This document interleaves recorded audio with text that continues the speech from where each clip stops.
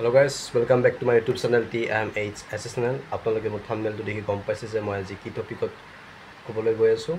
হয়, মই ইমান দিনে কোনো ধৰণৰ ভিডিঅ' আপলোড কৰিব পৰা নাছিলোঁ গাঁও অসুখৰ কাৰণে। আজি এটা নতুন আপডেট পাইছোঁ।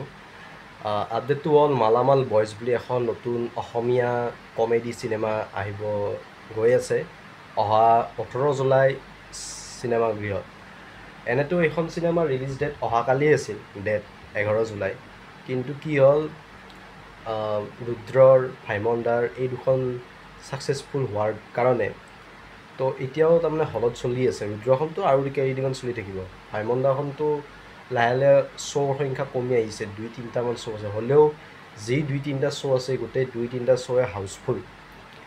তাৰ পাছতো মালামাল বইজৰ টিম মেম্বাৰসকলে কোনো ধৰণৰ এনেকুৱা ক্লেছ হ'ব বিচৰা নাই এই দুখন মুভিৰ লগত। সেইকাৰণে তেওঁলোকে আৰু এসপ্তাহ ব্ৰেক লৈছে। এসপ্তাহ পিছত তেওঁলোকে মুভিখন চিনেমাগৃহত ৰিলিজ কৰিব। তেতিয়ালৈকে হয়তো যিবিলাকত শ্ব' টাইম কমি আহিব সেইবিলাকত তেওঁলোকে সেইখিনি বস্তু এড কৰি কিনে অডিয়েঞ্চক দেখুৱাব চিনেমাখন। সেনেকুৱা এটা প্লেনিং আছে আৰু সেইকাৰণে তেওঁলোকে 11 জুলাইৰ পৰা ডাইৰেক্ট 18 জুলাইলৈকে পষ্টপন কৰি দিছে। তো এইখন চিনেমা এতিয়া আপোনালোকে 18 জুলাইত চিনেমাগৃহত দেখিবলৈ পাব। আৰু চিনেমাখনৰ ৰাইটাৰ আৰু ডাইৰেক্টৰ মৃণাল ডেকাই। ট্ৰেইলাৰখন মই চালোঁ, ট্ৰেইলাৰখন চাই খুব ভাল লাগিল।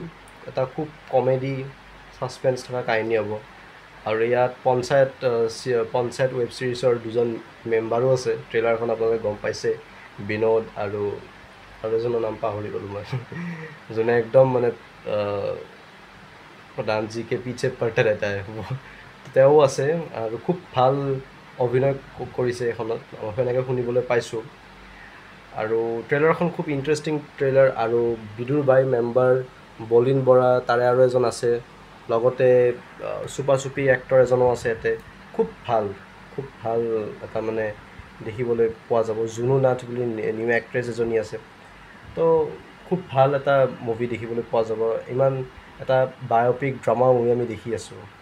লগতে তাৰপিছত আমি দেখিবলৈ পালোঁ এখন একশ্যন থ্ৰিলাৰ টাইপ মুভি। এতিয়া আমি কমেডি মুভি চাম। তাৰমানে আল্টিমেটলি অসমীয়া চিনেমাই কি কৰি আছে যে একশ্যন মুভি এখন আহিল, তাৰপিছত আহিব ৰোমেণ্টিক, তাৰপিছত আহিব অকণমান ড্ৰামা, অলপমান কিবা শিকিব লগা মানে ছ'চিয়েল মেছেজ টাইপ, আৰু তাৰপিছত আহিব এখন কমেডি। সেনেকুৱা এটা মানে ষ্ট্ৰেটেজিত আহি যায়। তেতিয়া মানে কি হয়, অডিয়েঞ্চৰ সংখ্যাটো বাঢ়ি যায়।